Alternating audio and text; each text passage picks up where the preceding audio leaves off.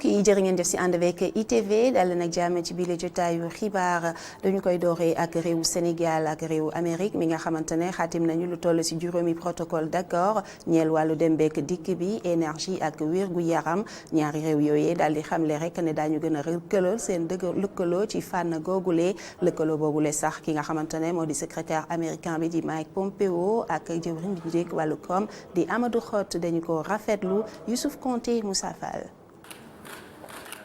lii ñu xaatim mu ngi dem ci wàllum dem ak dikk wàllum jumtukaay wàllum énergie wàllum wér-gi-yaram ak yi ni mel ñi nga xam ne ñoo teewal état bu Sénégal ak état américain bi xaatim nañ accord yooyu le ci dibéer bii.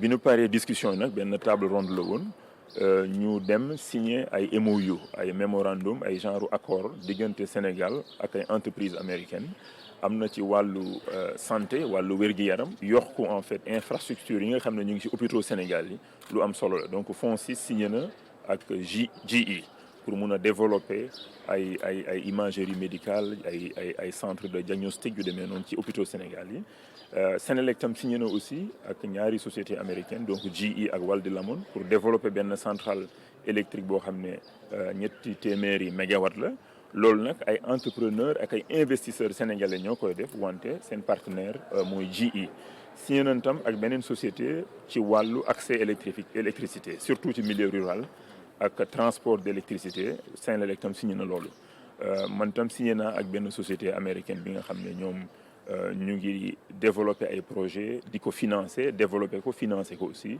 ci wàllum éducation wàllum santé ay wàllum aussi logements sociaux ci dans le cadre programme 100 000 logements au président de la République donc. di ay accords yi nga xam ne day gën a dëgëral lëkkaloo bi dox diggante Sénégal ak États-Unis bi nga xam ne sax ëpp na juróom benn fukki at mu doon ab partenariat bu dëgër waaye terewul jëwriñ ji nga xam ne moom lañ dénk wàllum jëflante mu ngi xamle ni wax na secrétaire d'état américain bi di Mike Pompeo ñu xool naka la ñuy jàppale yenn entreprise américaines yi nga xam ne dañoo bëgg a ñëw fii ci Sénégal ndax seen ñëw mu gën a yomb. moom it promettre na dina gën a pousser ndax entreprise américaine yi mun a ñëw investir fii ci Sénégal liggéeyloo ndaw yi aussi. accords yi ñu ngi leen di xaatim gannaaw bi nga xam ne kii di secrétaire d'état américain bi di Mike Pompeo mi ngi amal tukki nemmeeku fii ci Sénégal mu doon ab tournée bi mu tàmbali ci Afrique loolu nag mu dooree ko ci Sénégal laataa moo dem ca Angola jeexale ko ci Éthiopie. këru liggéeykaay yu Sénégal ñu ngi am ay jafe-jafe te loolu ñëpp li ñu xamle mooy ne nguur gi amel na leen lu toll si ñaari téeméeri milliards si suñuy koppar loolee tax nag ba ñu tàmbali di wàññi seenub liggéeykat loolee nag réew Sénégal doon ci jamono ji li nga xamante ne réew bu ñu bàyyi xel la mel ni ki réewu Canada ak États-Unis loolee doon lu jaadu suñu sukkandikoo ci Cheikh Oumar Diagne ak itam ki nga xamante ne ni moo di Oumar Gassama ñoo doonoon ganu Alassane Samba Diop si seen émission L'air du temps Oumar Kane. ci kàddu yu docteur Cheikh Oumar Diagne lu leer la bu fekkee ni tey entreprise Sénégal yu bëri ñu ngi ci boru fayit ndax xaalis bi leen nguuru Sénégal yoreel dafa fekk ni nguuru Sénégal li ko gën a yitteel mooy fay bor bi mu am bitim réew ak fay entreprise yi nga xam ni mën na leen ger. L'État a fait le choix de respecter ses engagements à l'étranger. L'État a une dette extérieure en tout cas. nguuru Sénégal dafa def choix respecter engagement yi mu jël bitim réew. moo tax su nguur gi di fay boram fay bor extérieur bi moo koy gënal moo tax entreprise nationale yi am ay jafe-jafe ci seen trésorerie ci loi de finances initiale bu ren bi ñu ngi ci wax ni dinañu fay bor bu atum 2017 te même suñuy fay entreprise yi dañuy xool entreprise yi nga xam ni mën nañu leen ger.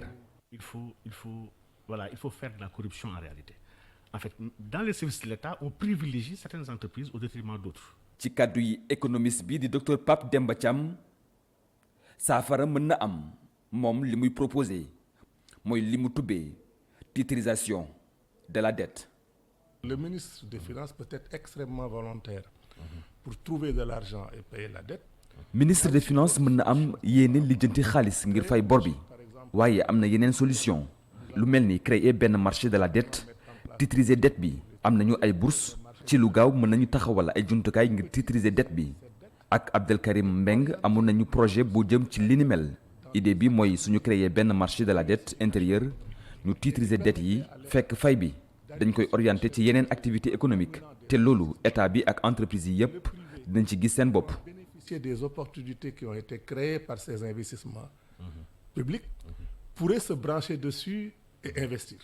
ñu nemmeeku ci fan yi ñu génn dëkk yu bëri yu mel ni États-Unis ak Canada yabal seen ndaw ngir ñu ñëw investir Sénégal loolu nag lu normal la bu ñu sukkandikoo ci invité yi. C'est une réalité. Vous savez, je disais tantôt que les pays, les États n'ont pas d'amis ni d'ennemis. Ils ont des intérêts.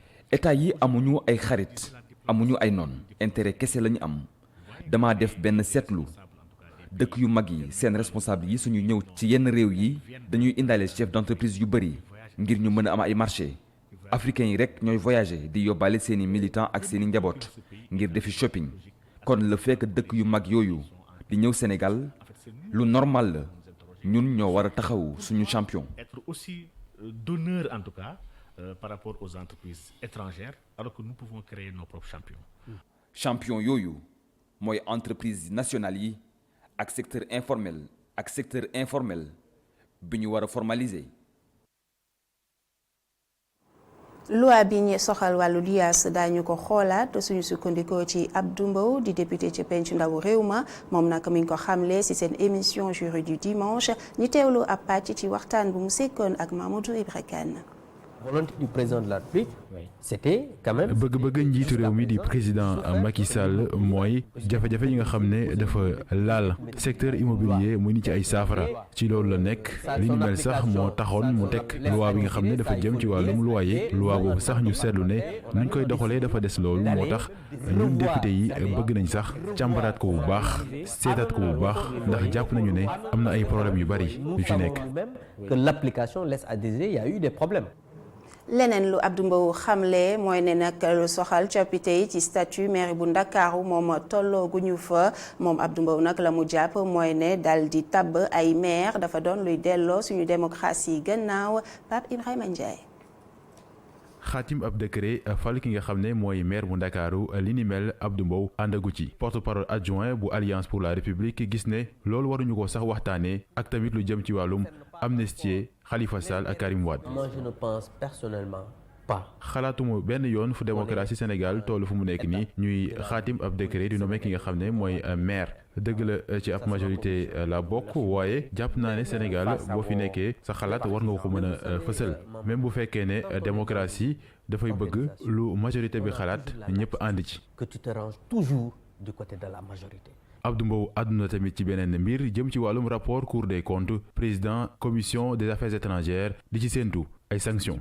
Parce que on ne peut pas aujourd'hui. li ma xalaat mooy waruñoo jël li nga xam ne mooy ay privilèges wala ay ndombal tànk daal di koy dénk ngay ci profito di def li la neex loolu nekkul lu jaar yoon te lu tukkee ci rapport IGE wala yeneen yi dañoo war a def lépp ngir mu leer ñi nga xam ne sax dañ leen tudd ci rapport yooyu wala ñu leen tuumaal ñu def ay mbir yu garaaw ñoom sax ñoo war a boo seetee jël seen initiative bopp daal di tekkil seen bopp seen ndomba tànk te duñu xaar kenn def ko ndax boo nekkee ci benn bopp institution boo defee ay jalgati waroo xaar sax président di tekki sa ndombal tànk yow yaa war a jël sa initiative bopp daal di amal ni ni mel. de l'IGE ou autre seront sanctionnés. Abdoul Mbow mi ngi dem bay woo sax ñi nga xam ne lañ tudd ci rapport Cour des comptes ñu jël seen responsabilité ndax jàpp na ne ñoom dañoo war a mesurer bu baax jëf yi nga xam ne def nañ ko tekkil seen bopp seen ndomba tànk sax bu ko laajee.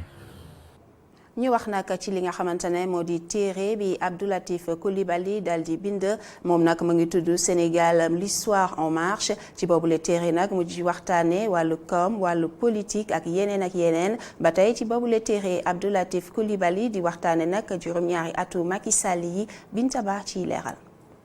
Abdou Latif Coulibaly xaatim benn téere tuddee ko Sénégal l'histoire en marche lu ni mel du nguleet ci moom ndax buñ bàyyee xel ci ginnaaw xaatimoon na livre bu ñuy woowee contes et mécontes de l'ANOCI ci jamonoy nguurub Abdoulaye Wade waaye fi mu toll nii noppeegul pour àddu ngir gën a leeral li mu tënk ci téereem bu yees bi. li ma soxal mooy dafa am loo xam ne dafa xew ci réew mi depuis juróom-ñaari at mu bokkoon ci comme bokkoon naa ci moo wax man li ma gis ak ni mu doxee teg ci ay bët. gis ko ne lii laa gis lii laa wax ci lii léegi nag ku ci nekk muy yow muy keneen na nga boo bëggee ne li ma wax amul da nga naan fee bi amut maanaam lii nekkul Abdou Latif juum na ma la nga Abdou Latif lii nga xam ne wane na ko ne lii la ci xalaatam bi baaxul Abdou Latif di àddu tey ñaax doomub Sénégal yi ñu ñoŋal seenub nekkin. képp koo xam ne yaa ngi toog ñu jox la alalu réew mi jox la ngay am institution muy ma Semba muy ma Demba nga def lu nit mel waree fi nga xam ne moo ci nekk tey day la war a teg fi mbaxana nekkee benn la ma doon wax démb fellu ma ci benn dërëm man nag du man maa jàpp yu mbaxana mu teg ci benn waaye benn wax widdiw ma ko ca la ma waxoon démb moom laa waxaat tey. dem ci sax bay àddu ci ressources yi ñu gis ci biim réew. xam nga hydrocarbures yi gi nga faune et flore bi nga xam ne moo nekk ci géej gi fañ koy gasee débat bu rëy la doo déggoo kenn wax débat boobu xam nga hydrocarbures naka la ñuy fexe ba nga xam ne buñ ko génnee ci suuf si la dal ñeneen bañ ñooy dal nga xam ne dañ koy génnee dem jaay ko mu dem ndax loolee dina am Sénégal du am. am na leneen luñ prévoir bi nga xam ne bu ñu def génnee hydrocarbure bi au lieu kon ñu def ko ni ñuy def gerte gi jël ko rek pagoo ko jaay ko bitim réew ñu fexe bi nga xam ne bu génnee dañ koy defaree fii liquéfier ko dem jaay ko bitim réew nga xam ne duñ perte loolu mooy wax ji nañ xool nag lan la gouvernement di def ci loolu ak fu mu ci taxawee ñu xool ko mën ko discuter mën ko werante ku ci nekk indi ci sa xalaat. bile téere li mu mool bari na jëm ci wàllum politique koom-koom ak nekk ni doomu aadama waaye rawatina mbindum Sénégal ak meññanteef yi ci génn ci jamono yi ñu nekk. ñu àddu jëmee ci li nga xamante ne moo di sàkk gu ñoo sàkk gu ne ca Wakaam jaraaf yu Sundoy daal dina si yàbbi moom nag daal dina ñaawlu bu baax a baax li nga xamante ne mooy loolu le daal di si noppi nag daal di àddu jëmee ci li nga xamante ne moo di coronavirus ñu teewlu ay kàddu jaraaf yu Sundoy ci micro Mortala Anne Bachir Sow. Wakaam ku bëgg a xam da ngay ñëw gëstu cosaani Wakaam bu ñu waxee dëgg du ngeen xam waxoon naa ko fi lu tax jël leen def ay débat si loolu. ustaas yii ni wax ñu naan ay nii la ñu wax xamul tax parce que ustaas bu jàng ba àggal ñëw ne da ngay créer daara joo xamante ne da ngay jàngaloo xale yi an loo uti gi si pédophilie loo say xañ mag ñi ñoo xa ba ñoon lu bon affaire feebar boobu ma bëggul xam turam te mu nekk Siin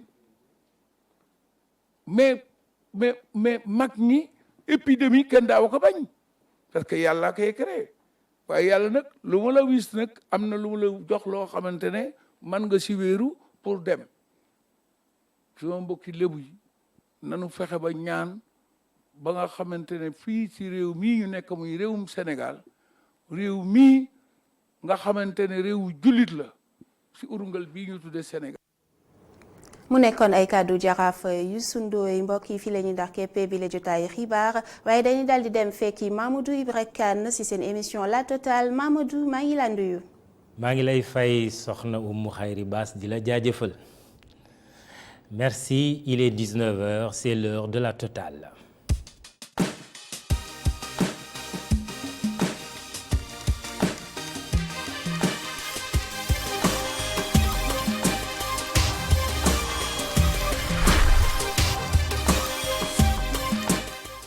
Mesdames, Messieurs, bonsoir. Voici le sommaire de La Totale.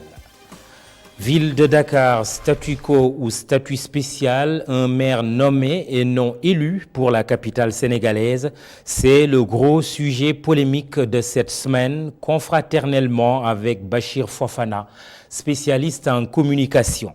Acheter, vendre, garder de l'argent, des gestes de tous les jours, vous faites ce qu'on appelle de la décision financière.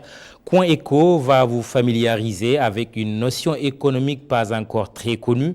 Malik Diop, banquier et directeur général de PAMECA, s'entretiendra avec Mamadou Ndiaye. Bouillon Culture, les séries télévisées, une bonne affaire pour l'artisanat local. Oussama Monique Sagna nous en dira davantage. Le diplomate, la Cour suprême bissau-guinéenne ordonne le recomptage des résultats de la dernière élection présidentielle. Nous serons en ligne avec un spécialiste de la Guinée-Bissau, Cheikh Mahmoud Cissé, a été conseiller du défunt président Malam Bakay Sagna. Ailleurs à la Guinée, où le Parlement européen a relancé le débat sur les réformes constitutionnelles. Et puis à Kolda, la coupe de bois continue de faire des ravages malgré l'alourdissement des sanctions. Enfin, le portrait, la girafe, un animal qu'on rencontre plus dans nos forêts. Quelques spécimens seulement se trouvent dans la réserve de Bandia. La girafe, le plus grand animal encore présent sur Terre. Bienvenue. Gros sujet cette semaine, la ville de Dakar. Le président du Haut Conseil des collectivités territoriales ou la présidente jette un gros pavé dans la mare en plaidant pour un statut particulier pour la capitale sénégalaise. Aminata Mbengue Ndiaye présidait la session ordinaire, la première de l'année, sous le thème « L'équité territoriale », suffisant pour déclencher une vive controverse sur la question de la nomination par décret du maire de Dakar en lieu et place de son élection. C'est un dossier Awa Diop avec Pape Mafalfal. Cette suggestion dans le nouveau plan de l'aménagement du territoire est objet de controverse. Si certains l'approuvent, d'autres crient au scandale. Et dans tout ce tohu-bohu, des précisions s'imposent selon le vice-président du Haut Conseil des collectivités territoriales. Cette réforme ne concerne pas seulement la ville de Dakar. Elle concerne toutes les villes du Sénégal, dont Dakar particulièrement et Diamniadio. La troisième précision, qui est plus importante, c'est qu'il ne s'agit pas de proposer de nommer des maires à la tête des communes.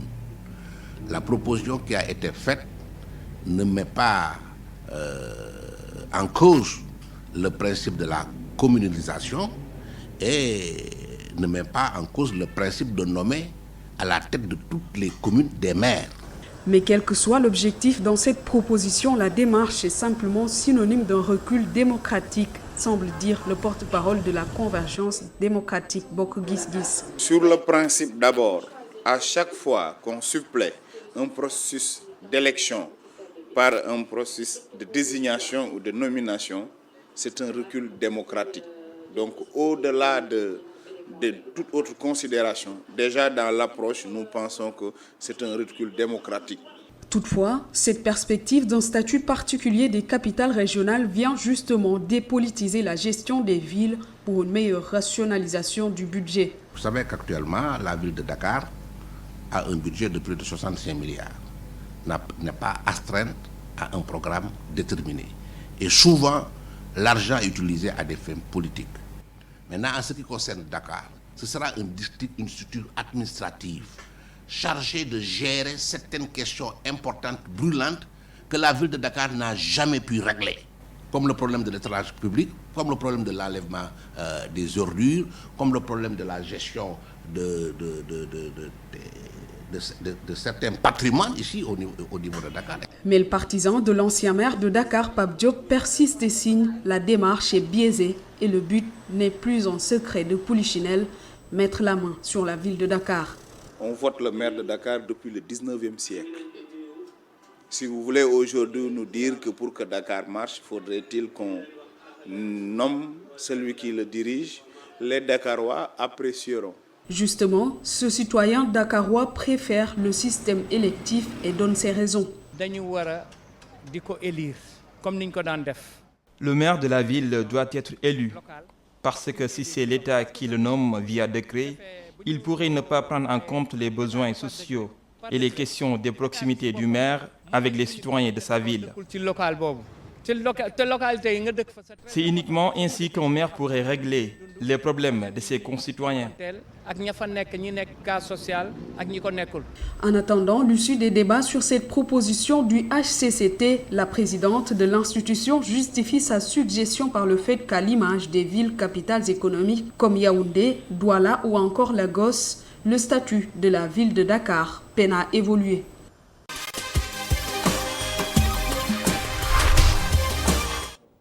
Bachir Fofana, bonsoir. Bonsoir. Mamadou. Vous êtes journaliste et spécialiste en communication. Faut-il prendre au sérieux l'hypothèse d'un statut particulier pour Dakar?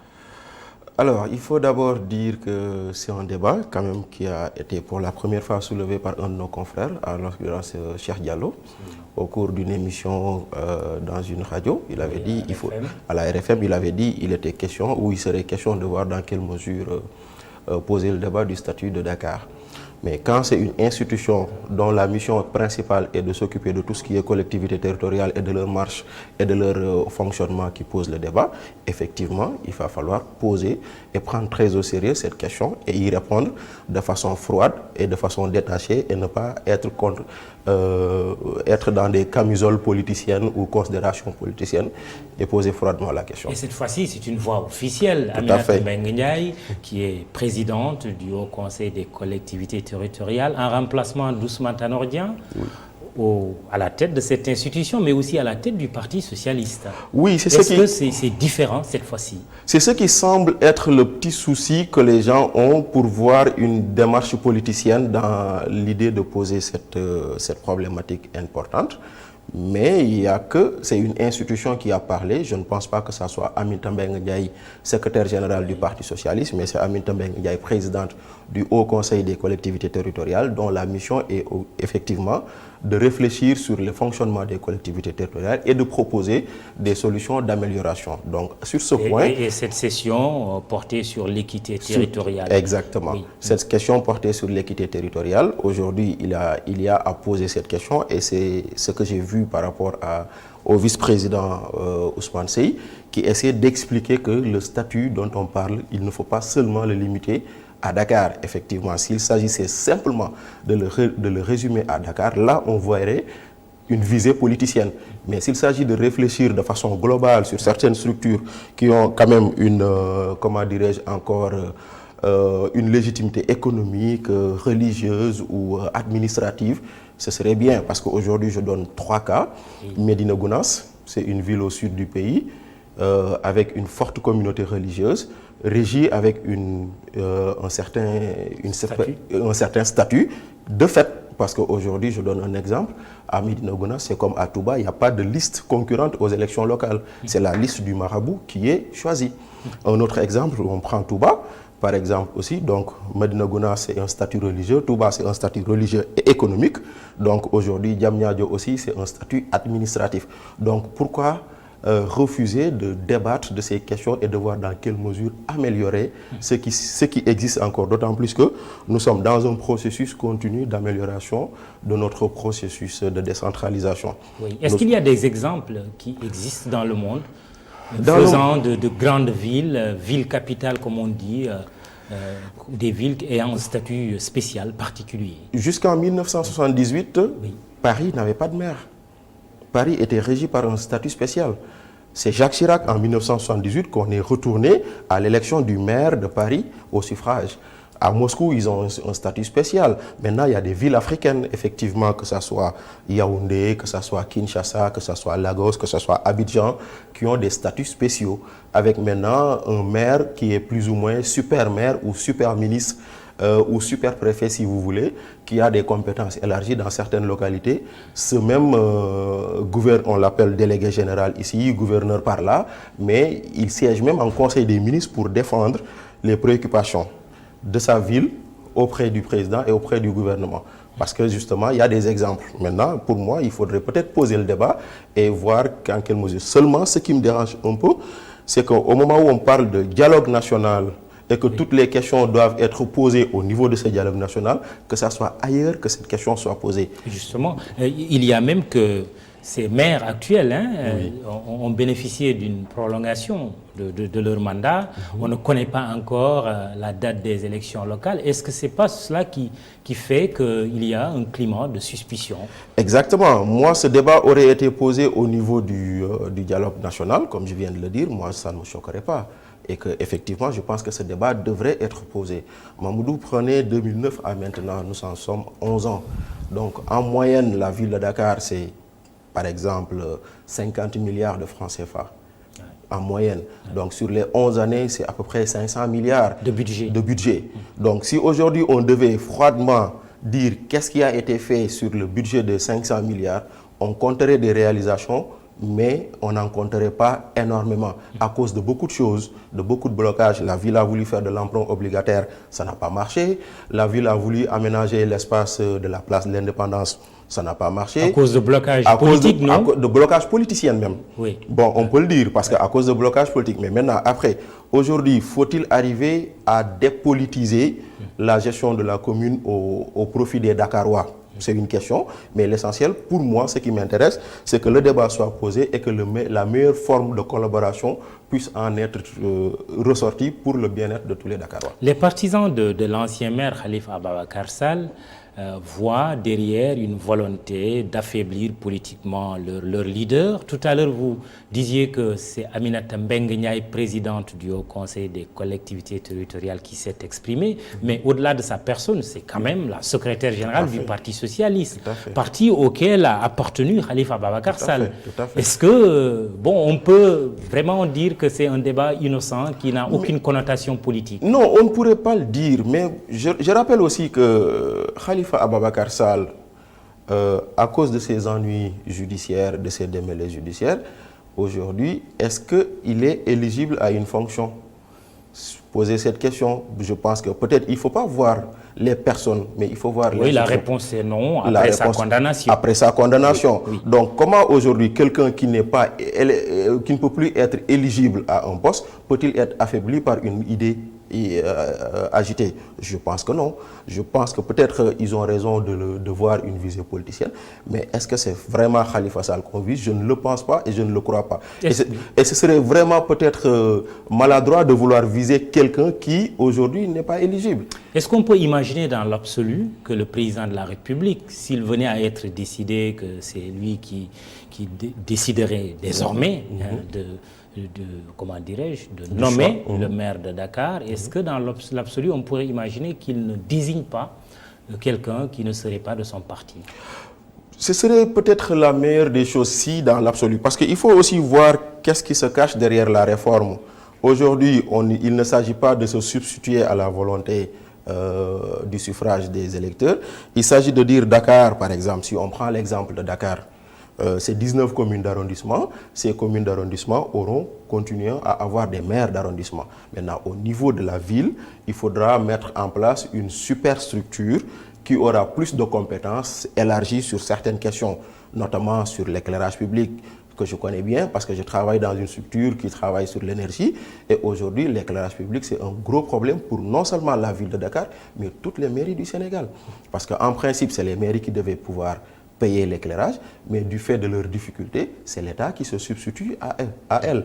Donc aujourd'hui, les questions de salubrité que nous sommes en train de vivre, quand le chef de l'État lance l'opération zéro déchet, c'est parce que de façon globale, nos communes ne sont pas assez bien assainies comme il se doit sur des questions de salubrité. Donc aujourd'hui, que ce soit sur l'éducation, l'assainissement, etc., il y a beaucoup de questions.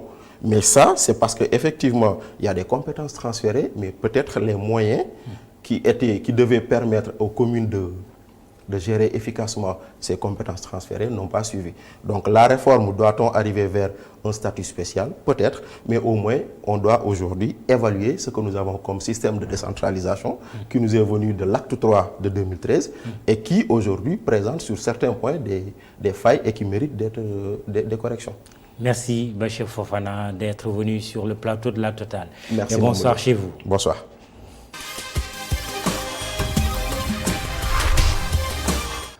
Coin écho sur une notion économique pas très connue chez nous, la décision financière, et elle est pourtant au cœur de toutes nos actions sans qu'on y prête véritablement attention. Vendre, acheter, mettre de l'argent de côté, inscrire son enfant à l'école, se soigner, mais tout cela nécessite une certaine organisation, une certaine conception des priorités, enjeux, ne pas faire de folles dépenses, mais surtout pas y réfléchir. Le reportage économique de la semaine est signé Boubacar Dian. Cette loi d'un montant de budget arrêté à 4 215 milliards 150 millions de francs CFA a effectivement une portée historique. Le budget annuel de l'État, une décision financière prise par le gouvernement du Sénégal, plus de 4 000 milliards, soit une hausse de plus de 143 milliards de francs CFA, pour combler certains gaps. Momar Kend, lui aussi, prend des décisions financières au quotidien.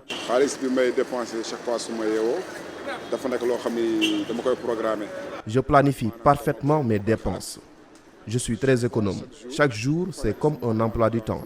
De la même manière que je garde en tête que je dois prier, c'est de la même manière que je fonctionne pour ordonner mes dépenses. Boubacar Camara est père de famille salarié. À la fin de chaque mois, il réfléchit à comment dispatcher son gain mensuel afin de satisfaire toute sa famille et ses proches. On fait ce qui est l'essentiel, ce qu'on devait faire. On s'organise avec des programmes. Ce mois-ci, je devais payer l'électricité, de l'eau, ainsi de suite. On s'organise, on essaie quand même. C'est un peu difficile, mais on arrive à s'en sortir. Après avoir vécu 40 ans en France, Oumar Faye est revenu au Sénégal.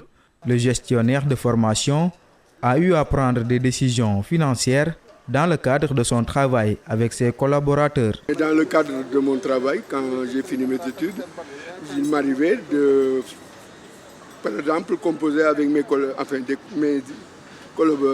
collaborateurs des prises de décision concernant les budgets prévisionnels, pour tout ce qui touche la finance, la gestion, disons, des immobilisations et de la vie des différents services de mon entreprise. Épargner fait partie des décisions majeures qu'il a prises pour assurer sa retraite et devenir autonome. Au début, quand j'ai commencé, déjà comme étudiant, donc il m'arrivait tous les mois de faire des petites économies. Pour je veux dire, déjà acheter une voiture. Et après, disons, dans la vie courante, on a besoin de certaines choses. Même pour moi, j'avais comme projet, après, disons, avoir trouvé un travail, d'avoir une maison. Et donc, quand j'ai trouvé un travail à durée indéterminée, au niveau du contrat, donc cela m'a permis tous les mois de mettre quelque chose à côté. Acheter, vendre, épargner, tout le monde le fait, des actes qui sont calculés à l'avance la plupart du temps. Toutefois, ces décisions financières ne sont pas faciles à prendre. Décision financière donc, entretien avec le directeur général de la mutuelle de crédit PAMECAS, Malik Diop, est banquier également de formation. Entretien réalisé par notre économiste maison, Mamadou Ndiaye. Bonsoir tous les deux. Bonsoir Mamadou. Et c'est parti. Bonsoir DG. Bonsoir. Malik est un banquier, mais un banquier atypique, qui travaille beaucoup, qui est un adepte du concret, qui met la main à la pâte et qui découvre au gré justement de ces rencontres des opportunités qu'il essaie de placer auprès de ses clients. Donc c'est ce banquier atypique que nous avons ce matin, cet après-midi, pour discuter avec lui justement de la question très actuelle de la décision financière. Malik, un peu d'économie justement sur le profil de la décision financière. Qu'est-ce que ça recouvre comme concept? Bonsoir Mamadou, bonsoir Mamadou. En acceptant votre invitation, vous m'aviez demandé de ne pas parler de chiffres. Pour éviter de parler comme tous les banquiers, j'ai accepté et je dois respecter ma promesse. Mais je vais quand même emprunter une citation de Nelson Mandela. Oui. Nelson Mandela disait il y a un peu plus de 30 ans, l'éducation est l'arme la plus puissante pour changer le monde. Je rajouterai l'éducation financière est le levier le plus puissant pour modifier les comportements de l'épargne des ménages, pour créer une société plus inclusive, plus solidaire et plus équilibrée. Je vais emprunter deux mots-clés, l'autonomie et la solidarité. Lorsque un citoyen décide de mettre de l'argent dans un compte d'épargne, dans une institution financière, banque ou coopérative financière, il pose un acte d'autonomie. Lorsque plusieurs citoyens décident de déposer de l'argent dans une banque ou dans une institution de microfinance, ces derniers posent un acte de solidarité. Vous comprenez? Poser un acte de solidarité relève d'une décision financière. Poser un acte d'autonomie relève d'une décision financière. Et ça nécessite de la sensibilisation. Et justement, les programmes de formation en éducation financière constituent une réponse aux défis de sensibilisation des citoyens. Autrement dit, un sujet économique qui décide de poser un acte de décision financière, est-ce qu'il en a conscience? Les États, les choix économiques de nos États, les choix économiques des citoyens n'ont de sens que si cela crée de la valeur pour la société. Tous les jours, les citoyens prennent des décisions financières au quotidien. Mais sans le savoir. Sans le savoir. Comme l'autre qui faisait de la prose sans le savoir. Oui. Je vous donne un exemple. Envoyer son enfant à l'école ou à l'université, oui, est une décision financière. Acheter un bien est une décision financière. Investir est une décision financière. Bref, ça concerne tous les citoyens. Tous les citoyens. Les femmes, d'abord. Les femmes, souvent, sont responsables de la gestion de l'argent des ménages, surtout dans les périodes instables. Elles ont besoin de comprendre comment gagner de l'argent, comment gérer l'argent, comment épargner et surtout comment emprunter auprès des institutions financières. Elles ont besoin de ça. Les jeunes aussi. Vous avez dit que les femmes gèrent les ménages en période d'instabilité, donc il revient aux hommes de gérer les ménages en période de stabilité. C'est des vocations naturelles qui s'expriment par là? Je pense que aussi bien les hommes que les femmes gèrent l'argent des ménages, mais souvent dans nos sociétés, les femmes sont responsabilisées dans la gestion de l'argent du ménage dans les périodes difficiles. On le sait. Dans nos sociétés, c'est très vrai. Je parlais tout à l'heure aussi des jeunes. Les jeunes ont besoin d'être accompagnés pour faire face aux vulnérabilités liées aux risques liés à la transition vers l'âge adulte. Tout à fait. On voit les jeunes et on doit les accompagner aussi pour leur permettre aussi de faire les bons choix quand ils vont entrer dans la vie active. Alors, est-ce qu'il y a un processus pédagogique par lequel, justement, on arrive à les sensibiliser à ces actes futurs qu'ils vont justement accomplir? Oui. Il existe des programmes de formation en éducation financière face à un contexte économique et financier de plus en plus complexe. Tous les citoyens ont besoin de comprendre justement les mécanismes. Et ces programmes touchent à plusieurs thématiques. Par exemple, la finance familiale. La finance familiale, c'est une thématique qui est couverte, qui est adressée par les programmes de formation en éducation financière.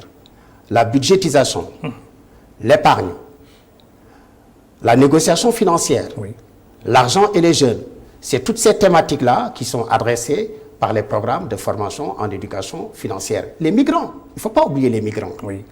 Les migrants sont amenés à prendre des décisions pour adapter leur comportement financier en fonction des situations dans des pays dans lesquels ils vivent.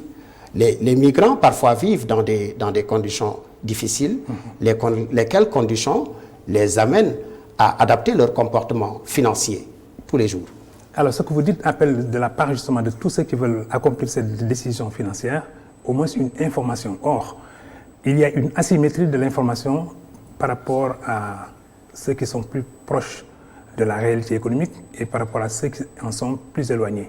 Est-ce qu'il y a une façon plus équitable d'informer tout le monde du processus de prise de décision pour que personne ne se trompe?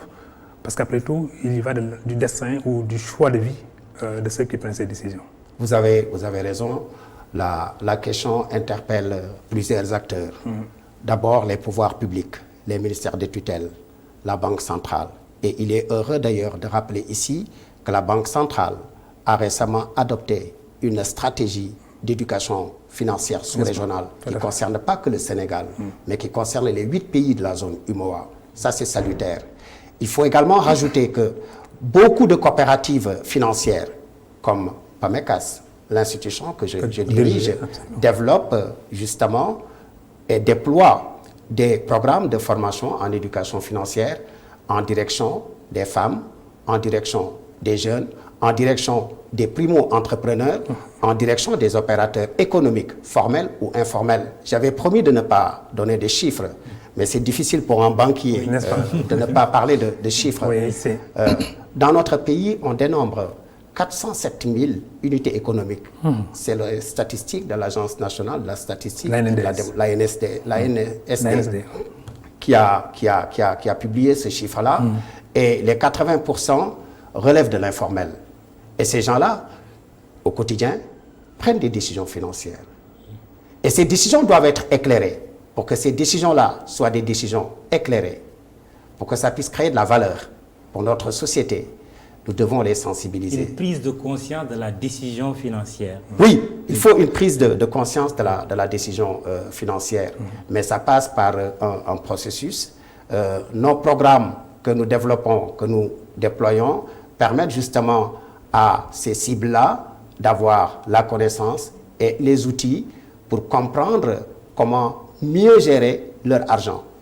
Est-il plausible qu'un détenteur de moyens financiers ne soit pas celui-là même qui prenne la décision, si tant est que dans la famille, peut-être la décision peut résulter d'un consensus? 2 minutes pour terminer. Oui, la décision souvent, elle ne se prend pas seule. Je pense qu'elle se prend au sein de la famille. De l'entreprise, de l'unité industrielle. Qu'on soit chef d'entreprise, on prend la décision en se concertant avec ses équipes. Dans les entreprises, il y a plusieurs personnes qui participent à la prise de décision financière. Au sein des ménages également, au niveau des familles également, ce n'est pas une seule personne qui prend la décision. Envoyer un enfant à l'école est une décision qui ne se prend pas tout seul. Tout à fait. Ça se prend au sein de la famille après avoir concerté l'ensemble des parties prenantes. Est-ce que les décisions financières n'induisent pas souvent des erreurs? Des erreurs également dans les choix, dans la pertinence des choix? Je pense que l'éducation financière est à la fois un enjeu social, un enjeu économique et un enjeu démocratique. Pourquoi je dis ça? Très important. Parce que c'est extrêmement important. Oui. Parce que, à mon avis, l'éducation financière, toute seule, ne garantit pas la prévention du risque de surendettement. Et tout le monde sait que le surendettement des ménages est un risque à la limite. Est un risque. Et à la limite, c'est énorme comme risque. On décide pour le présent, mais on décide pour l'avenir. On décide aussi pour l'avenir. On décide pour l'avenir. Et il y a des aléas conjoncturels justement qui pèsent maintenant sur... Je disais que quand on prend une décision financière, ça prépare, quand on est éclairé, on prend une décision éclairée. Et les bonnes décisions financières permettent également de prévenir le risque de surendettement des ménages. Mais ce n'est pas le seul instrument qui permet de prévenir le risque de surendettement. Il y a aussi les régulations. La régulation aussi doit jouer un rôle. Les professionnels aussi doivent jouer également le rôle, les professionnels que nous sommes. Mais il y a également les banques centrales également qui jouent leur rôle, la supervision.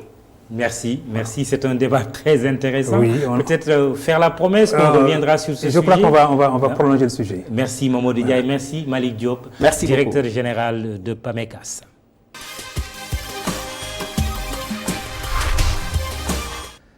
Bouillon culture, quand les séries télévisées nourrissent l'artisanat local, les stylistes, cordonniers et autres artisans ne soutiennent pas le contraire.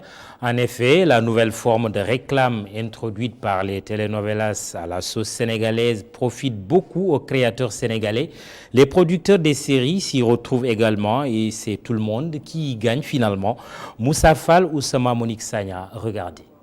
Les séries sénégalaises ont connu ces dernières années un bond fulgurant qui leur a permis de reléguer au second plan les dramatiques et autres telenovelas. Mais pas que, car ces productions pleines d'histoires à suspense constituent également la vitrine de marques locales. Et cela passe par des compliments ou même des séquences comme celle-ci mettant en exergue cet ensemble aux couleurs gaies, au boutonnage d'officier qui confère à l'héroïne de la série Dérapage une allure chic et désinvolte. Ces scénarios sont la résultante de collaborations avec les créateurs de mode bien pensés par les réalisateurs. Alors, c'est des designers que je suivais depuis longtemps. Je m'habille aussi chez eux, chez elles.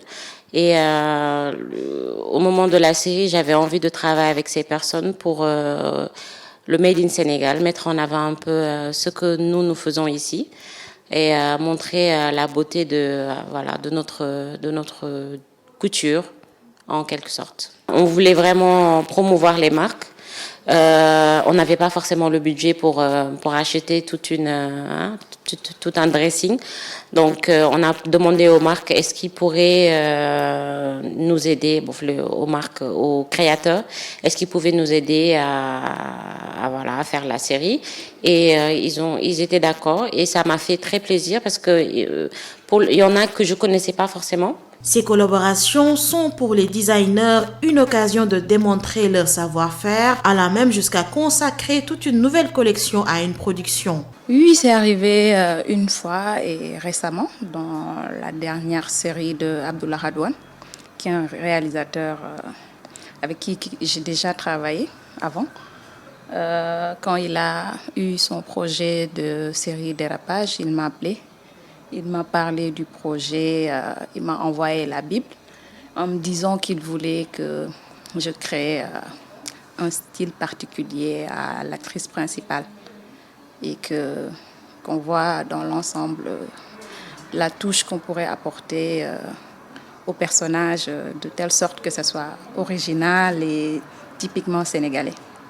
Donc à partir de ça, j'ai dessiné une collection d'une 20aine de tenues et réalisé ici du début à la fin, donc du Made in Sénégal. Selon la designer, le buzz fashion des séries est source de nombreuses demandes venant d'une nouvelle collection. Je l'espère et je sens que oui, ça pourrait l'être parce que j'ai eu pas mal de retours. Les gens m'appellent, me contactent sur les réseaux sociaux en me disant oui, c'est très beau ce que vous faites pour Abi Diallo, donc oui. C'est une collaboration fructueuse. Ça ne peut être que rentable parce que si je devais faire une publicité à la télé, j'aurais payé peut-être beaucoup plus que ce que j'ai apporté cette fois en contrepartie avec la production. Donc oui, c'est rentable. Visiblement, les séries télé offrent aux marques de mode une grande visibilité et leur permettent, via les réseaux sociaux, de toucher de nouveaux clients. Un partenariat gagnant-gagnant au profit du Made in Sénégal. Fidèle au poste, Oussama Monique Sagna, bonsoir. Bonsoir, Mamadou. Oussama, que gagnent les marques de mode dans ces séries télé? Elles gagnent en notoriété parce qu'actuellement, les séries télé sont très plébiscitées par les Sénégalais, tout âge confondu, mais surtout les jeunes. Ils vont même s'abonner aux pages YouTube au cas où ils ratent une diffusion à la télé. Donc, raison pour laquelle les marques de mode font des collections exprès inspiré de ces séries télé et pensé pour une cible plus large, donc elles gagnent en notoriété. Mis à part la notoriété également, elles se font de l'économie. Plus besoin d'un budget publicitaire grandiose parce que dans les scénarios, le réalisateur fera toujours un coucou au partenaire avec des compliments comme nous l'avons vu dans L'Élément ou bien même l'actrice ou l'acteur principal qui va faire ses emplettes, on zoome sur la marque. Donc, ces marques gagnent en notoriété et l'acquisition d'une nouvelle clientèle. Mais idem pour le réalisateur. Parce que si on veut faire une série avec beaucoup de saisons, habiller tout un tas d'acteurs, c'est pas facile. Donc eux aussi, ils se frottent les mains. Donc c'est un partenariat gagnant-gagnant du côté des créateurs de mode comme de la maison de production. Et seulement l'habillement qui est concerné? Pas que l'habillement, l'accessoire, la bijouterie, la coiffure également, mais aussi la cordonnerie. On va avoir des marques s'associer à ce genre de production, mais aussi les bons coins et les bonnes adresses. Parce qu'il y a certaines séquences qui vont se passer hors des maisons, que ce soit des restaurants, des places dont les propriétaires veulent faire la pub. Et seulement dans les séries qu'on trouve ce genre de partenariat? Non, également dans le 7e art, on a ce type de collaboration. Pour le cinéma sénégalais, la costumière la plus prisée, on va dire que c'est Oumoussi. Elle a travaillé dans Yen de Djibril Diop Mambéty, elle a travaillé dans Gelawar de Ousmane Sembène, elle a fait beaucoup de collaborations avec les cinéastes et réalisateurs sénégalais. Mais en ce qui concerne les séries télé, la place est laissée aux jeunes designers. Pour ne pas les citer, il y a Touti, il y a Maxi, la costumière qui était dans l'élément, il y a Sofato, il y a Alia Barré, donc toute une nouvelle génération de designers qui s'offrent une vitrine à travers ces séries télé. Et quel est après le sort de ces modèles vantés dans les séries? Des fois, ces modèles affichent sold out. Ces modèles, ils sont plus disponibles en boutique, donc les créateurs se frottent les mains. Des fois même, ils veulent plus faire ces mêmes modèles. Il y a la rupture totale de ces modèles. Et quelque temps après, il peut leur arriver de ressortir ces nouveaux modèles. Donc, c'est un partenariat qui profite aussi bien aux deux entités. Et le monde qui change comme ça. Voilà, et le Made in Sénégal qui est véhiculé à travers ça. Et ce modèle, il sort d'où? De Maxi. C'est du Made in Sénégal. Il est très joli en tout cas. Merci beaucoup. Merci Monique. À la semaine prochaine. À la semaine prochaine et bonne soirée à tous. Merci Oussama.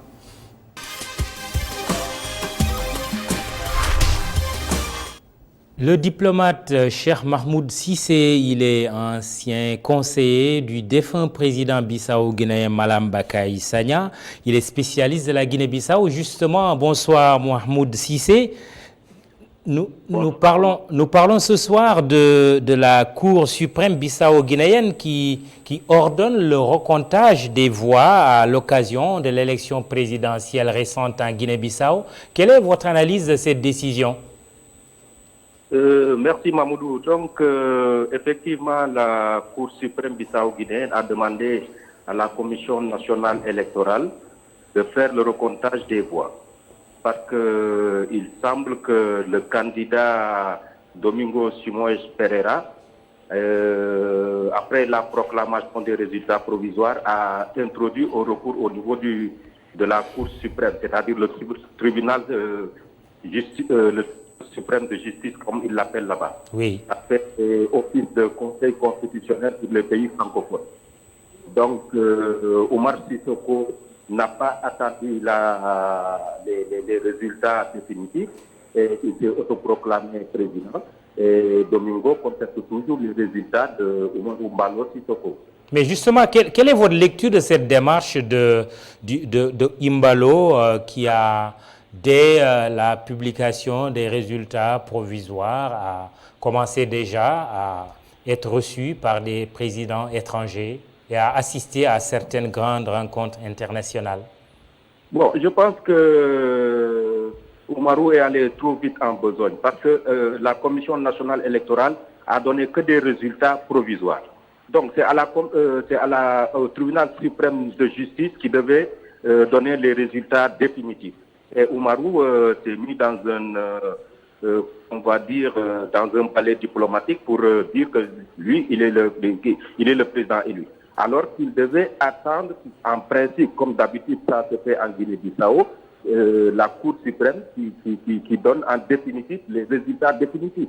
C'est ce que Oumar Sissoko n'a pas attendu. Et je pense que Domingo est dans son bon droit. Et voilà quoi. Donc les recours sont au niveau de la Cour suprême de justice, qui n'a pas encore tranché, qui a demandé à la Commission électorale nationale de faire l'appurement région par région et l'appurement national. Alors, oui. Réaction, cher Mahmoud Cissé, réaction des deux candidats. D'abord, le candidat du PAIGC, Domingos Simões Pereira. Croire en la justice, je suis en train de le citer, croire en la justice est le seul chemin sûr vers la construction d'une patrie vraiment démocratique. C'est pourquoi le PAIGC célèbre avec le peuple guinéen cette courageuse et louable décision. Fin de citation. Ensuite, Oumaro Sissoko Embalo, candidat désigné vainqueur par les résultats provisoires. Les rumeurs sur une prétendue annulation de l'élection présidentielle par le tribunal suprême de la justice relayée par certains médias manipulés relève de fake news alimentées par de mauvais perdants.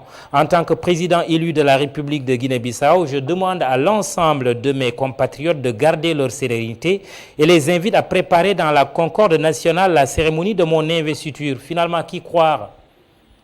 Bon, je pense que bon, on ne peut pas dire bon, qui croire. Bon, Domingo est dans son bon droit parce que la Commission nationale électorale est un organe indépendant.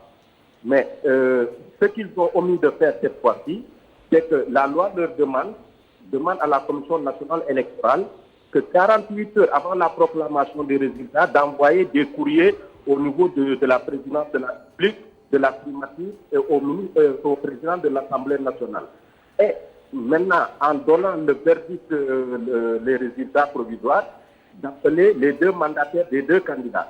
C'est ce que la Commission nationale électorale n'a pas fait. Et sur ce fait, Domingo s'est agrippé à ça pour dire que non, on m'a volé ma victoire et que, comme ça se faisait d'habitude, ils l'ont pas fait. Donc il y a Anguille sous roche et il demande maintenant, il s'est adressé à la Cour suprême. Bon, Oumarou Mbalo, trop pressé, dit lui qu'il a gagné. Bon, maintenant le peuple bissau-guinéen est dans l'expectative.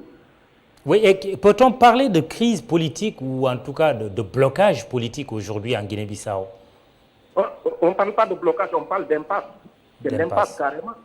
Pour le moment, Domingo, lui, croit à la légalité parce que le connaissant très bien, c'est un légaliste. Donc, il a pris un pool d'avocats. Et moi, j'étais à Bissau en ce moment.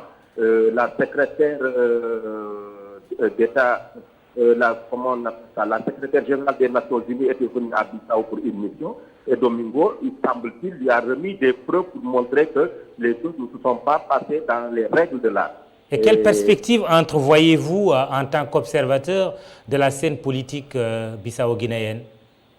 Je pense qu'on va, pour le moment, il faut être prudent. Je pense qu'il faut être prudent.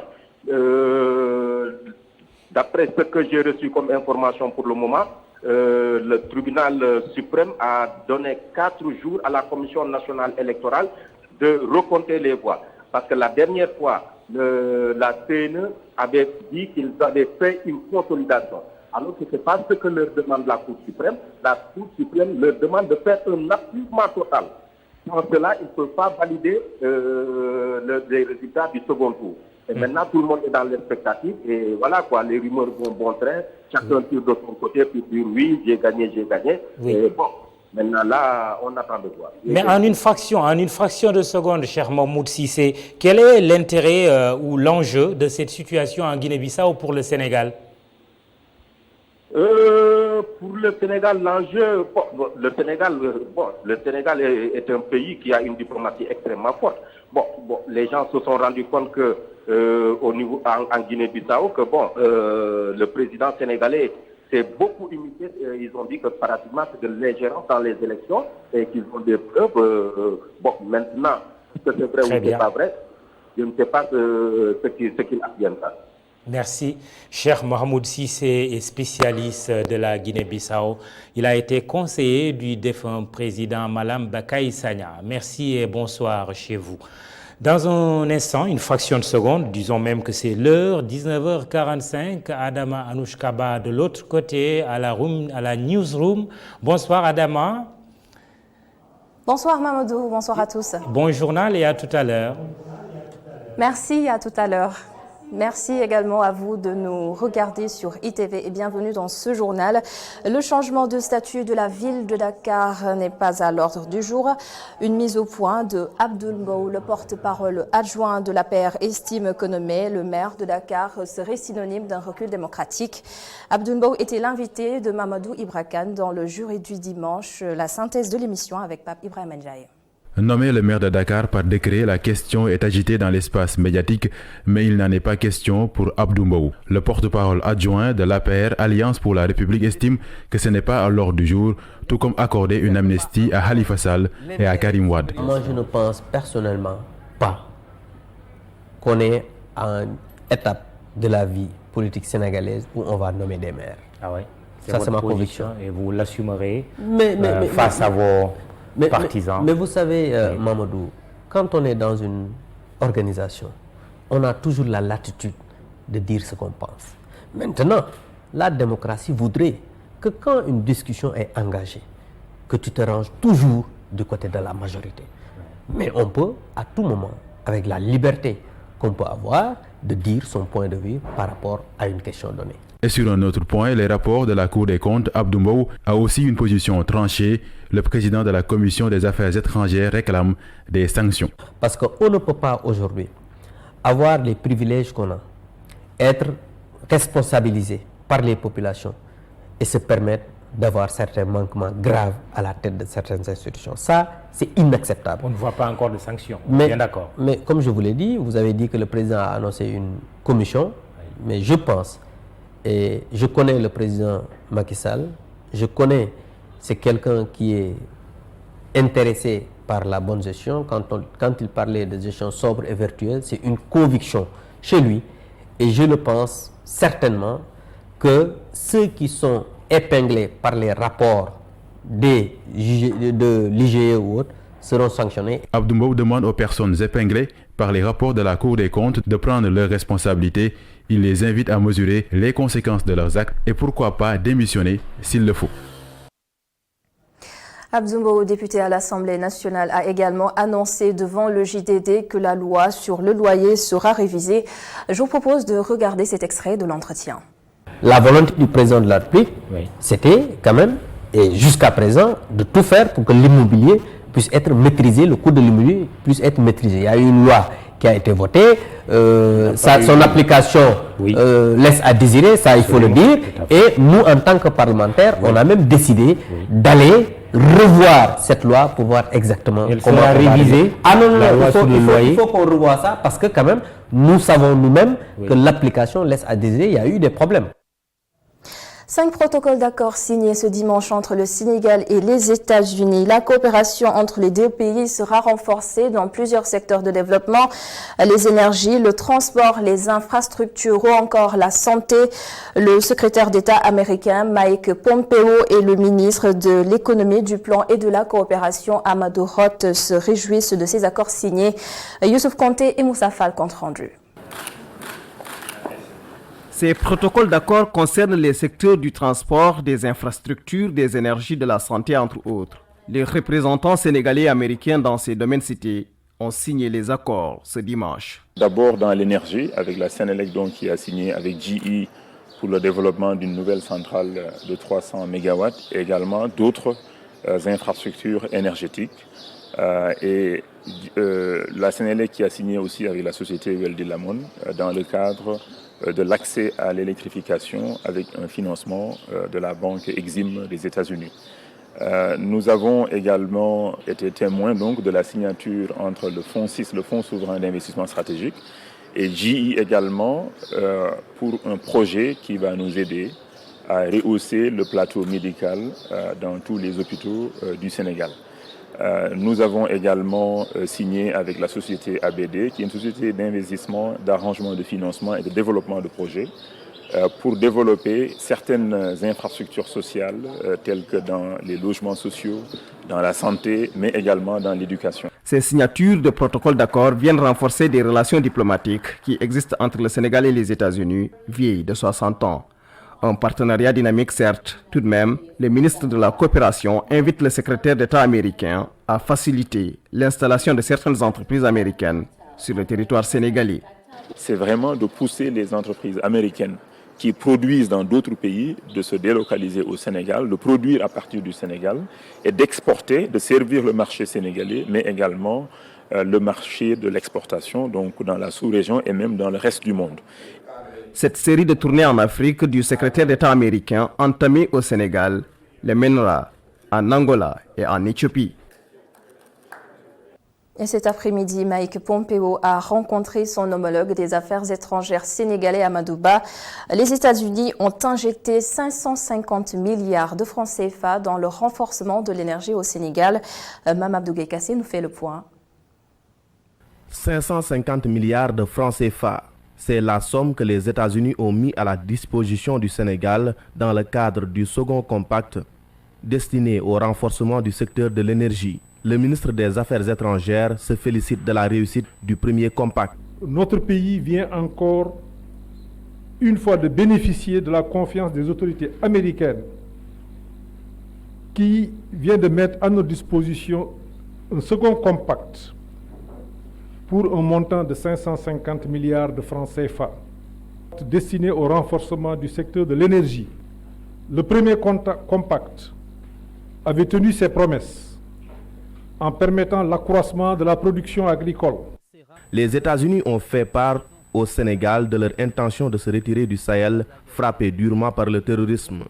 Le ministre des Affaires étrangères estime que l'Afrique a les forces nécessaires pour se défendre, mais le financement fait défaut. Le continent doit alors assurer sa propre sécurité. Nous souhaitons que les Américains continuent de nous aider dans le domaine de la sécurité. Nous souhaitons que les Américains continuent de nous aider dans le domaine de la formation, dans le domaine du renseignement. Cela a été discuté et avec le président de la République et avec moi-même tout à l'heure. Maintenant, nous respectons la position des États-Unis et c'est la raison pour laquelle il y a un adage bien de chez nous qui dit « Aide-toi, le ciel t'aidera ». Aujourd'hui, dans ces conflits, il est important que l'Afrique puisse monter en première ligne. Visiblement très satisfait de sa visite de travail, le secrétaire d'État américain s'est à son tour réjoui des 60 années de coopération entre son pays et le nôtre. Mike Pompeo indique que les États-Unis s'engagent résolument à accompagner le Sénégal dans bien des domaines dont la sécurité. Le Sénégal est un exemple en matière de sécurité dans la sous-région ouest-africaine et nous allons l'aider à protéger davantage ses populations par rapport à la menace qu'est le terrorisme. Durant cette visite de travail, 5 protocoles d'accord ont été signés par les deux pays dans les domaines de la sécurité, de l'éducation, de l'économie, entre autres. Le chef de la diplomatie américaine fera un détour en Angola, puis en Éthiopie.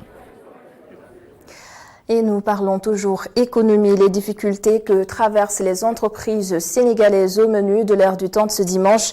L'on parle d'une dette de 200 milliards de francs CFA que l'État du Sénégal doit aux entreprises nationales. Les invités de Alassane Samba Diop ont analysé ces situations. Il s'agit de l'économiste spécialiste en politique d'infrastructure, Dr Pape Demba Thiam, et de l'expert financier, Dr Cheikh Oumar Diagne. Le point avec Omar Khan.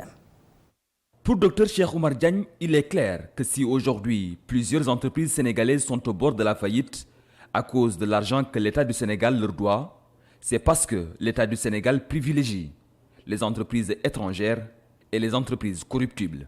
L'État a fait le choix de respecter ses engagements à l'étranger. L'État a une dette extérieure, en tout cas, qui subit des notations, qui est suivie par les partenaires et les organisations avec lesquelles l'État interagit économiquement. Donc l'État privilégie toujours dans son paiement l'extérieur au détriment du secteur national. Ces entreprises-là, aujourd'hui, ont d'énormes difficultés en matière de trésorerie. Déjà, dans la loi de finances initiale de cette année-ci, on parle d'appurement de la dette de 2017 et de 2018. Déjà, donc, il y a un gap, en tout cas aujourd'hui temporel, dans le règlement de cette dette-là. Donc aujourd'hui, au sein de l'administration, pour beaucoup d'entreprises qui interagissent avec l'État, nous voyons que même pour être payé, il faut faire de la corruption en réalité. En fait, dans les services de l'État, on privilégie certaines entreprises au détriment d'autres. Pour l'économiste Dr Pape Demba Thiam, des solutions, il n'en manque pas. Il propose, lui, la titrisation de la dette. Le ministre des Finances peut être extrêmement volontaire pour trouver de l'argent et payer la dette, mais il y a aussi d'autres solutions qu'on peut avoir. Créer un marché, par exemple, de la dette, titriser la dette. Nous avons des bourses, on peut rapidement mettre en place des instruments pour les titriser. On avait imaginé avec Abdelkarim Meng un programme qui s'appelait la relance de la croissance inclusive par le remboursement de la dette intérieure. Ça fait longtemps. Et l'idée, c'était de dire qu'aujourd'hui, si on crée un marché de la dette intérieure, on peut titriser cette dette et orienter le remboursement de la dette dans des activités de diversification économique et qui permettraient à l'État d'arriver sur des chaînes de valeur en amenant des investissements publics et le privé pouvant bénéficier des opportunités qui ont été créées par ces investissements publics pourrait se brancher dessus et investir. Quant au regain d'intérêt que le Sénégal suscite depuis quelque temps du côté de certaines puissances comme les États-Unis et le Canada, rien de plus normal, selon les deux invités. C'est une réalité. Vous savez, je disais tantôt que les pays, les États, n'ont pas d'amis ni d'ennemis. Ils ont des intérêts. Donc aujourd'hui, comme je disais, la diplomatie est une diplomatie économique. Vous voyez, quand les responsables, en tout cas des pays, j'aime même pas le nom, mais les pays du Nord, quand ils viennent dans les autres pays, ils voyagent avec des chefs d'entreprise.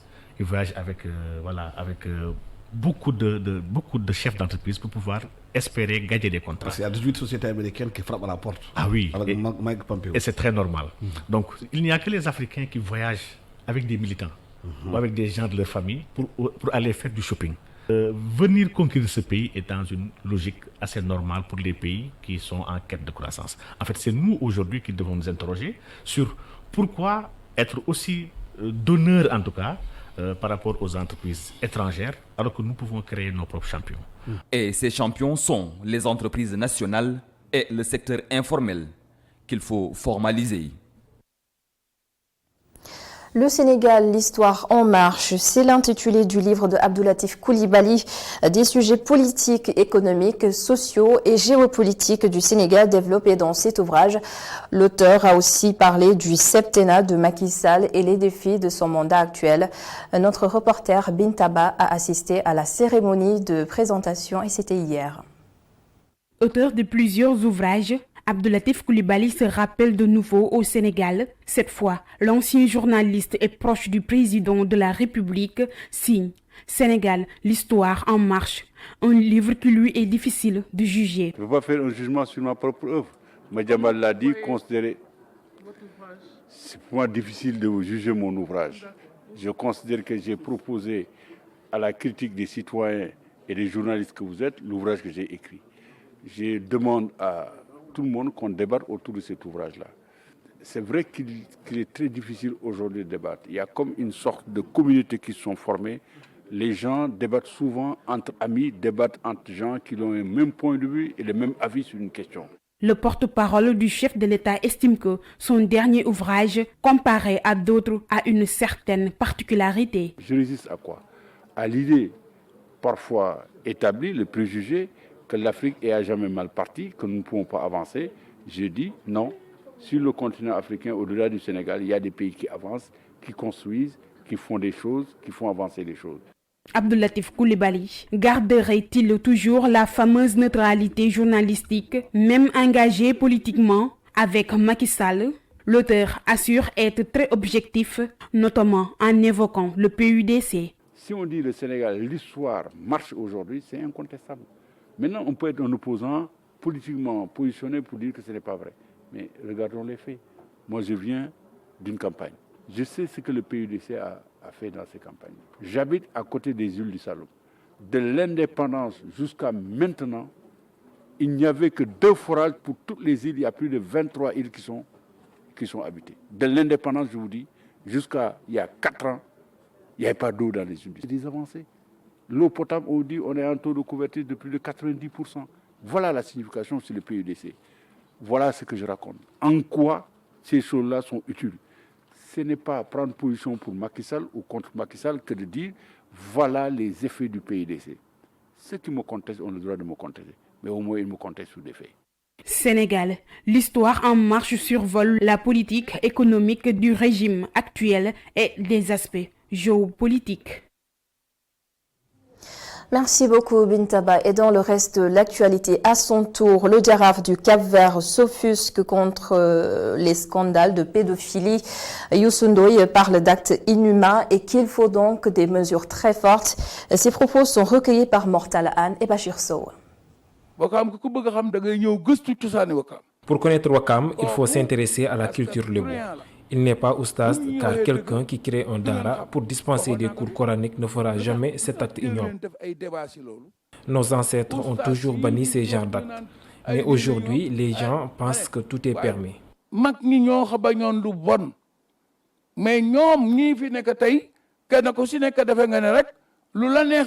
Concernant le coronavirus qui ravage la Chine, Dieu a donné la solution à toutes les maladies. Donc je demande à mes frères lébou de prier pour épargner la maladie au Sénégal.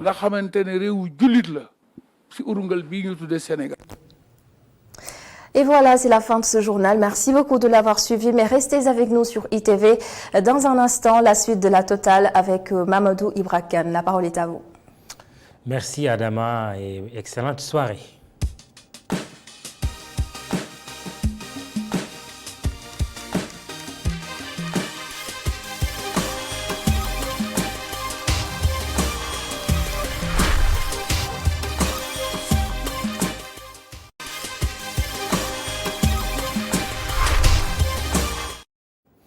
Deux destinations ce soir, Kolda et la Guinée. D'abord Kolda, un zoom sur l'exploitation abusive et clandestine de bois.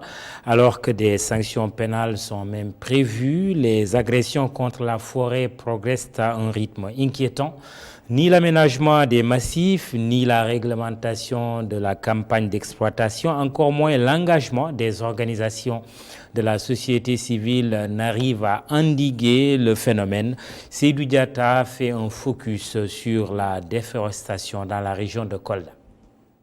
Voici à quoi ressemblent les quelques massifs forestiers encore disponibles dans l'extrême nord de la région de Kolda, frontalier à la République de la Gambie. Dans cette partie sud du pays, les forêts perdent quotidiennement une partie de leur superficie. Le Sénégal, à l'instant d'autres pays, fait face à ce fléau et le trafic de bois. Le chef de l'État avait demandé à ce qu'on révise le code forestier et que les peines et les amendes soient alourdies. Au niveau international, la gestion du vin, sa circulation, son commerce est maintenant réglementé au niveau international et c'est devenu même un peu plus contraignant. Dans ces zones qui abritent encore les rares îlots de forêt, les communautés locales ont tendance à pointer du doigt la gestion de la campagne d'exploitation forestière. Sauf que celle-ci n'est jamais apparentée à l'anarchie, soutient les autorités en charge du secteur. C'est le conseil départemental, les maires et les comités intervillageois, et en plus des exploitants forestiers qui se réunissent pour voir comment répartir le quota suivant les forêts aménagées qui sont dédiées à être exploitées. Entre autres ennemis des forêts, en dépit de la coupe abusive, les feux de brousse. Face au manque de moyens, les communautés locales ne comptent que sur l'ouverture des pare-feux et le déclenchement des feux de brousse précoces. Nous avons le devoir de nous lever comme un seul homme pour pouvoir lutter contre ces feux de brousse. Nous avons jugé nécessaire de mettre en place les pare-feux dans cette zone-là parce que c'est une zone qui est exposée chaque année à des départs de feu. Plusieurs schémas ou stratégies ont été adoptés sans véritablement cerner la problématique de façon définitive. Récemment, le chef de l'État a jugé nécessaire de créer une agence dite de reforestation et de la muraille verte. Nous, ce qu'on avait proposé, qu'on dote la direction des eaux et forêts de moyens conséquents pour pouvoir assurer la reforestation et assurer aussi la protection des forêts. Mais en lieu et place de l'agence. Parce que la direction est là. Pourquoi créer une autre agence encore? Et comme l'agence a été créée, il revient maintenant à l'État de mettre les moyens. Des moyens pour pouvoir au moins permettre à l'agence de commencer à exécuter ses activités sur le terrain. Les résultats sont certes encourageants, mais peu suffisants pour endiguer le mal. Tout le long de la frontière, les trafiquants ont érigé des dépôts de bois à destination exportation à partir de la Gambie. Nous sommes en discussion avec les autorités gambiennes, mais également il va falloir que du côté du territoire national, que nous accentuions notre lutte. C'est une approche très noble, mais c'est une approche aussi qui a vraiment tardé à être adoptée. Parce que tout le monde sait que le bois de vin frauduleusement extrait de nos forêts transite par la Gambie. En attendant, c'est la mort dans l'âme que les défenseurs de l'environnement constatent la catastrophe écologique qui gagne du terrain sans que les communautés locales n'en prennent vraiment conscience, alors que leur survie en tant qu'éleveurs ou agriculteurs en dépend. Ailleurs à suite, direction à présent la Guinée, le débat politique reste dominé par les réformes constitutionnelles annoncées. Le Parlement européen s'y invite et met de l'eau dans le moulin du Front national pour la défense de la Constitution.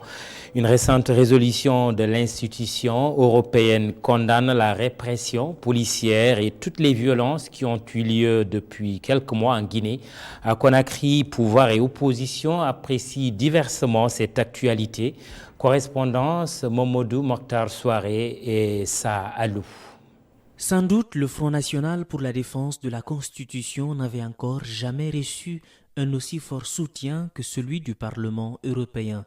Ce n'est pas une victoire, ils le savent, mais ce moment, si rarement arrivé, mérite d'être célébré. Foni Kemengue, une des figures de proue du mouvement, parle d'un moyen de pression efficace sur le président Alpha Condé.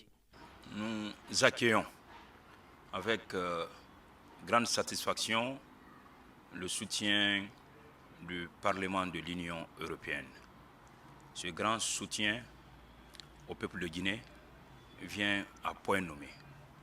Ça fait qu'aujourd'hui, le taux se resserre encore au président de la République, M. Alpha Condé, qui n'a qu'un seul choix aujourd'hui, c'est de renoncer au projet du troisième mandat. Les militants du plus vieux parti de Guinée, le PDG RDA du feu président Ahmed Sékou Touré, ne voient pas les choses de la même manière. Cette résolution du Parlement européen, décidée à rappeler les dirigeants de Guinée à l'ordre, ne porte d'après eux qu'un seul mot, l'ingérence. Donc nous n'avons pas été surpris, mais le PDG a toujours cette position de principe et salue la décision ou la position même du chef de l'État par rapport à cette question de souveraineté qui est de principe, qui est non négociable, qui est non inaliénable. Donc pour nous, la position du chef de l'État d'abord est à soutenir, est à apprécier. Et nous disons simplement aux députés ou à ces députés du Parlement européen pour dire qu'ils se trompent encore sur l'Afrique, ils se trompent encore sur la Guinée. Ils ont des problèmes en France, ils ont des problèmes en Europe, on ne s'en mêle pas. Qu'on nous laisse régler nos problèmes ici en République de Guinée. S'il est évident que le FNDC, malgré la forte mobilisation qu'elle suscite, peine à faire fléchir le pouvoir, sa résolution par ailleurs consiste maintenant à rallier un maximum de personnes, des non-guinéens compris, à sa cause. Le combat guinéen aujourd'hui est un combat panafricain. La lutte que nous menons, que le FNDC mène, est une lutte panafricaine. Ça fait que tous les activistes africains se retrouvent dedans. C'est pourquoi ils mènent le combat auprès de nous. Nous discutons avec eux. Vous avez vu la sortie de Tiken Diafakoli, de Guigui Awadi, de Fadel Barro, et beaucoup d'autres Africains, beaucoup d'autres personnalités africaines qui se prononcent au fur et à mesure sur le cas guinéen, puisque ça intéresse en quelque sorte toute l'Afrique. Nous sommes tous aujourd'hui souciés du sous-développement de notre continent. Nous voulons tous l'émergence de cet grand continent, mais ça ne peut pas aller avec des tares comme le changement des constitutions dans les pays africains pour permettre aux présidents africains de s'éterniser le pouvoir. A rappeler que la Guinée enregistre depuis la mi-octobre 2019 des protestations qui ont fait au moins 29 morts, dont 28 civils et un gendarme.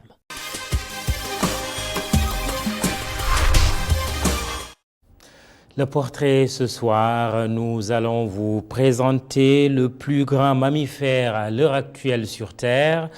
Sa tête culmine à près de 6 mètres, un cou d'une longueur presque infinie. Il fut un temps où l'on en trouvait au Sénégal, mais l'activité humaine l'a petit à petit repoussé hors de nos frontières. Aujourd'hui, l'animal a quasiment disparu.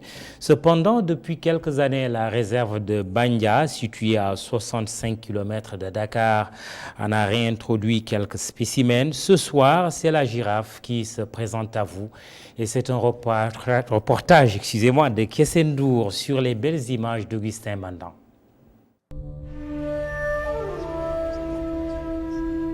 Une silhouette longiligne et un regard doux qui culmine à près de 6 mètres de hauteur.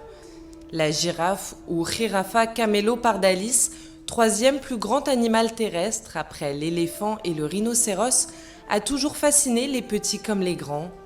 Ces caractéristiques hors normes en ont fait un symbole d'altesse non seulement en Afrique, mais également partout dans le monde. Comme animal, la girafe, c'est vraiment une beauté, c'est fascinant. Du point de vue des taches, aucune girafe n'est pareille à l'autre. Donc elles sont toutes différentes, c'est leur carte d'identité, c'est leur empreinte digitale. C'est comme la main d'un homme. Je trouve que c'est un animal fabuleux, il est majestueux. On a l'impression que la girafe est au ralenti. Elle court et marche l'amble. L'-A-M-B-L-E, qui signifie que la girafe, quand elle se déplace, en fait, elle envoie les pattes postérieures en avant des pattes antérieures, en même temps et du même côté. S'il y a des animaux qui marchent l'amble autre que la girafe, le dromadaire ou le chameau, c'est qu'ils ont été dressés pour marcher l'amble. Une démarche particulière qui donne à la girafe un air de légèreté. Pourtant, à la naissance déjà, un girafon pèse 80 kg. À l'âge adulte, il pourra atteindre 1,8 tonne. Et si son poids est une force certaine, il n'en reste pas moins que ce géant de la savane a un talon d'Achille. Du point de vue du poids, déjà, 1,8 tonne. Donc, un coup de patte, forcément, c'est mortel. C'est pourquoi elle est attaquée que quand elle boit. Parce que quand elle boit, en fait, elle forme avec les pattes un angle de 60 degrés et plonge le cou pour boire. C'est en ce moment qu'elle est vulnérable.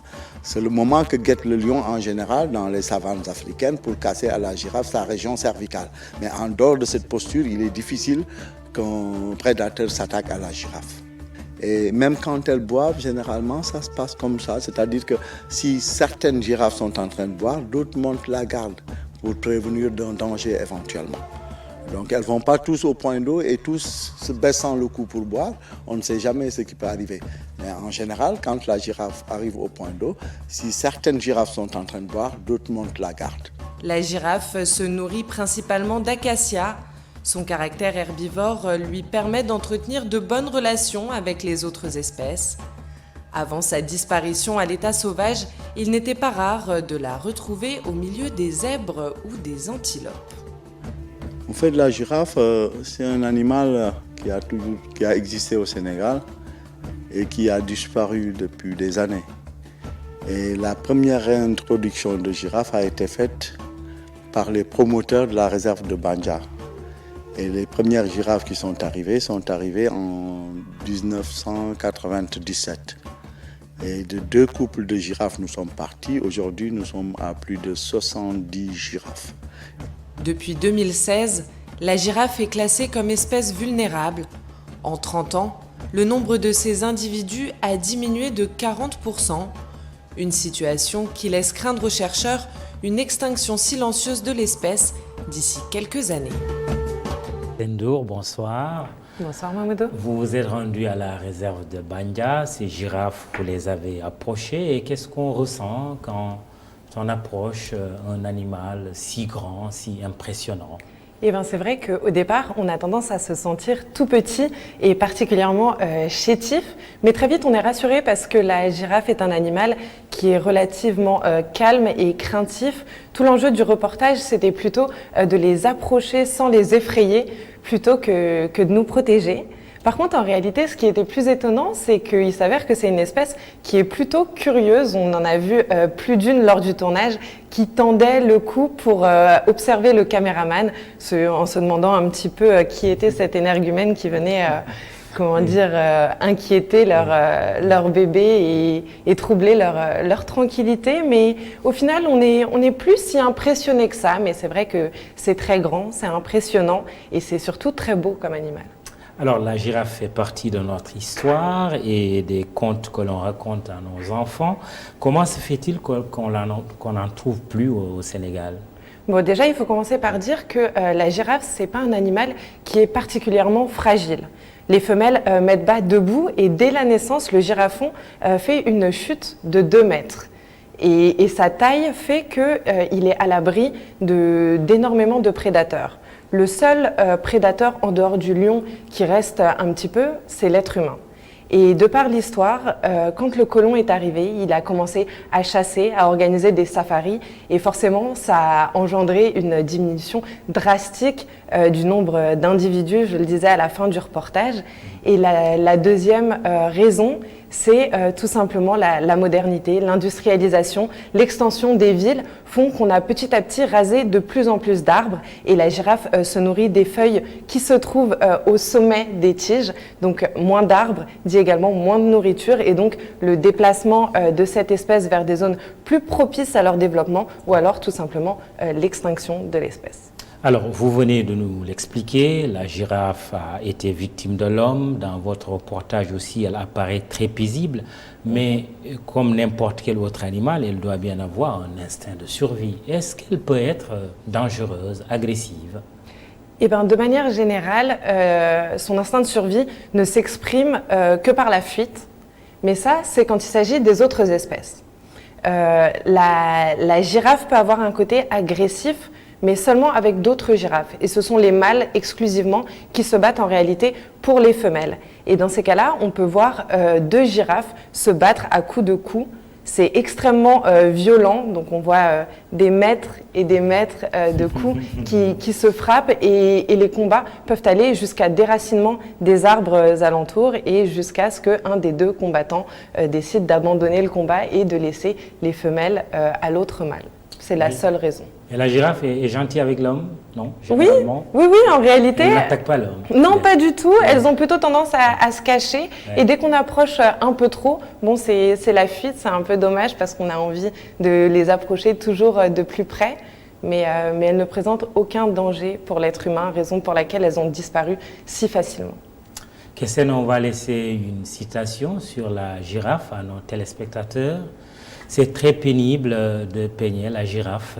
Effectivement, une expression bien connue, Mamadou. Merci Kessen Ndour qui signe la fin de la totale ce soir. Vos rendez-vous idées avec Sophie Abba. N'oubliez pas aussi l'équipe sportive autour de Malik Thiandoum avec Omnisport. Masmoup était à la réalisation. Rédaction en chef Khalifa Diakhaté. Merci à toutes les équipes qui ont participé à la réalisation de ce 6e numéro de la totale. C'est fini donc pour ce soir. Excellente soirée. Rendez-vous dimanche prochain.